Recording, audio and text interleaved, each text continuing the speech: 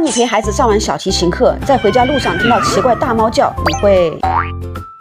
你選擇上前查看，沒想到不是大貓，而是喪屍狗。你們不幸被咬傷，緊急去醫院處理。還有這些戶外異常聲音，孩子聽懂真能救命，尤其是最後一個。一、草地裡的青蛙慘叫聲，趕緊 S 線路逃跑，這是青蛙被蛇咬住了，臨死前發出的哀嚎聲。二、樹林裡面嬰兒哭聲，這是禽鳥叫聲，千萬不要被蠱惑到懸崖邊。三、大山裡的超市掃碼聲，趕緊跑，這是豺狼的叫聲，豺狼是吹口哨交流的動物。另外還有這些動物的奇怪腳印，你們在戶外有見過嗎？